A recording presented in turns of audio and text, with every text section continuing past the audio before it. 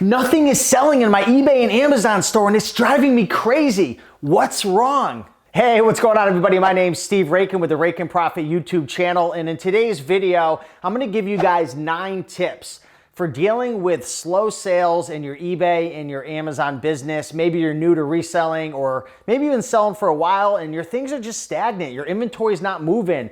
Your items just are slow selling and it's driving you nuts. What should you do? Well, I want to share with you these 9 tips. So with that being said, let's dive into this video.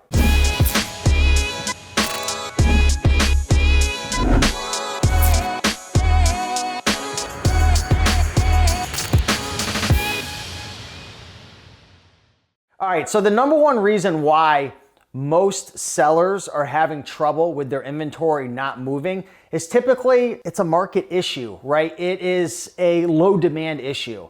You got to make sure that if you're selling on eBay, to study the sold listings before you buy an item. Make sure that the item has a market. Make sure that it's selling consistently, right? I can't say it enough. Now, you have to make sure to dive into that specific item, because if you're selling clothing, Ralph Lauren sells spectacular, but maybe the specific sweater that you have, which is made out of alpaca wool, maybe isn't that popular. Maybe the cashmere sweaters are selling better with a specific color and a specific size. And when it comes to Amazon, you don't have sold listings, but you have the sales rank, or if you're selling books, you have the e-score. So, a lot of times it comes down to making sure that you don't get too excited. I know how it is to go into a thrift store or find an item at a garage sale and you're so pumped up, you're like, I want to buy it, I need this, I'm gonna make money. But take a couple seconds or a minute or so to do a little bit of research to make sure there's a market, because you can have 10 items that are worth $1,000 each, but they never sell, versus 20 items that make $5 profit each, but they sell every single day. Which one would you pick? Of course, the ones that sell, because you could have something worth whatever, but if it's never gonna sell, then you're never gonna make money and you just wasted your money buying it. So that's the number one thing. Make sure you're doing research and that the item has a market.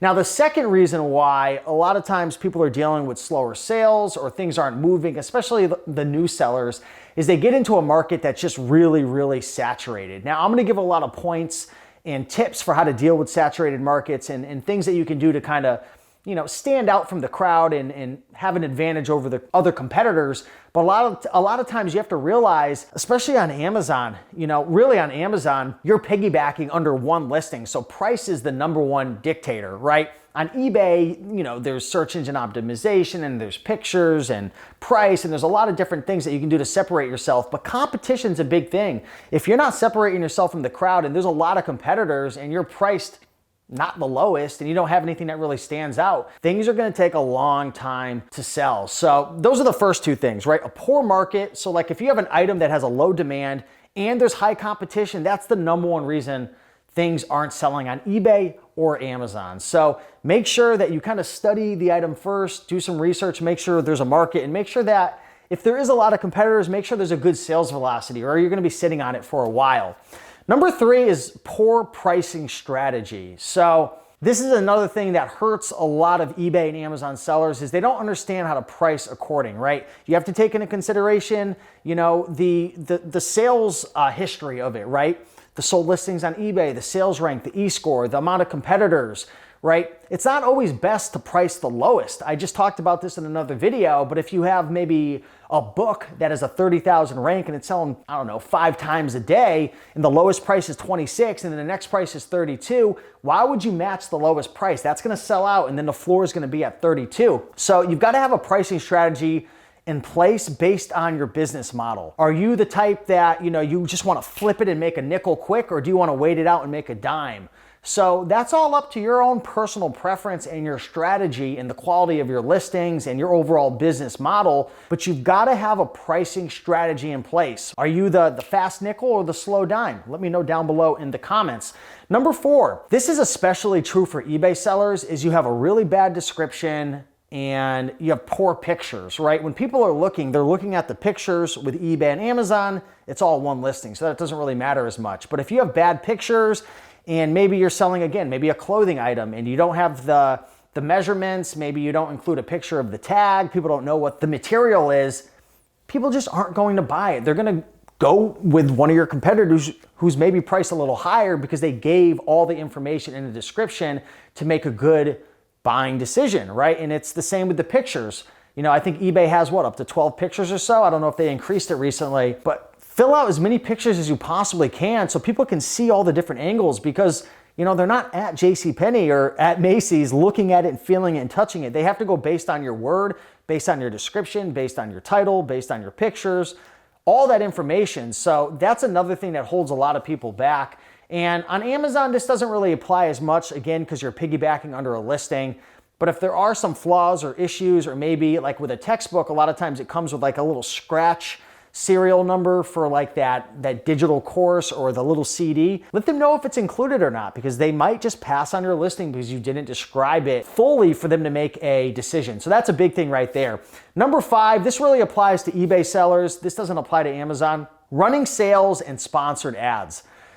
If your sales are slow, one of the best ways that you can do to boost your sales is by paying for sponsored ads to get your items in front of people for various keywords and whatnot, and running sales. It could even be a 5% sale, but I'm telling you, the more you sell on eBay, the more your items move.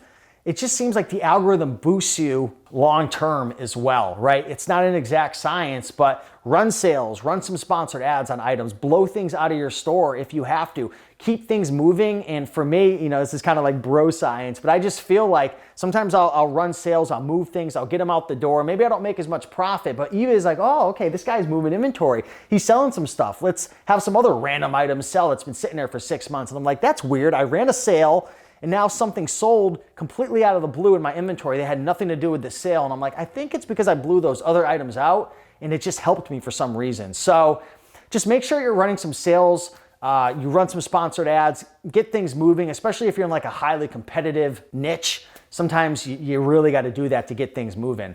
Number 6, the seasonality effect, right? With specific items out there, they may move better or worse different times of the year. I've talked about this before in the past, but even winter clothes sell really well in the summer because it's winter somewhere.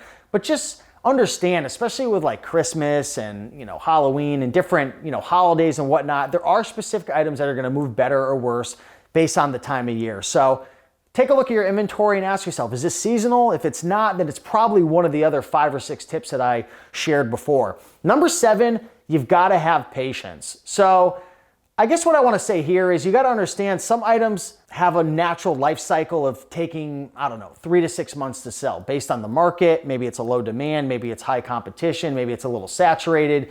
Maybe your business model is pricing second or third in line because you're like, you know what, I take great pictures, I got great feedback on eBay. I don't want to price the lowest. And I have a couple friends of mine who used to sell clothing 20 or 30% more than me because they really did a great job with some of the aspects of the listing that I was mentioning, but they had to be patient. I would flip things quicker, but they would take a little bit longer but get a higher profit. So it just depends. But sometimes you have to say to yourself, my inventory is more long tail. Maybe I got to focus on sourcing items that have a little less profit. You got to pay up for some of these items, but they'll move quicker and you get some more cash flow in your business. So you just got to understand the natural lifestyle of life cycle of certain items. Lifestyle, reselling is a lifestyle. And just have some patience. If you don't have patience, then maybe you have to switch up the type of items that you're going after. Number 8, feedback. On eBay and Amazon, feedback is important. If you're getting bad feedback on eBay or Amazon, I know the algorithm is going to negatively impact you. Customers are going to get turned off. People are going to pass on your item and go for somebody else because they're going to be a bit nervous. So I'm not going to go into this too much, but make sure you provide good customer service if you're selling on eBay. If you're on FBA, you don't really have to worry about that. The biggest thing is making sure you describe items correctly, that you list under the correct listing, and you just create an overall good experience on eBay or Amazon. Feedback's very important, not only for customers, but also for the algorithm as well. And last but not least, tip number 9, if nothing is selling and you can't figure out what's wrong, is SEO, search engine optimization. Now, this doesn't really apply on Amazon at all because you're just piggybacking under listings. You're not creating listings from scratch. You're not creating descriptions really, like in terms of like keywords and titles and all that. So this is more for the eBay side, but just make sure, when you're listing items that you take some time to create a good title, that you're filling out the item specifics, describe things accurately, put some good keywords in your description area, right? There's that little box at the top where you could put in like an issue or something like that. But with search engine optimization, it's all about having the right keywords that people are going to be searching for. So what I like to do on eBay is I like to find my item, my exact item, find some sold listings, find a listing that sold really well for a good premium, and then I just model some of the keywords that they use, and I kind of take keywords from different listings and go from there. It's pretty straightforward, but this could have an impact. It's probably not the biggest thing. The number one thing is probably you're in a poor market, low demand, high competition, and your pricing strategy is off, and you probably maybe have bad pictures or a poor description. Those are the biggest things. And then obviously running some sales, sponsored ads, and having patience. So if you enjoyed this video, be sure to drop a like. If you have any questions, leave a comment down below, and subscribe if you like these types of videos and want more content that can help you in your eBay and Amazon business. With that being said, much love, and I'll see you in the next one. Bye.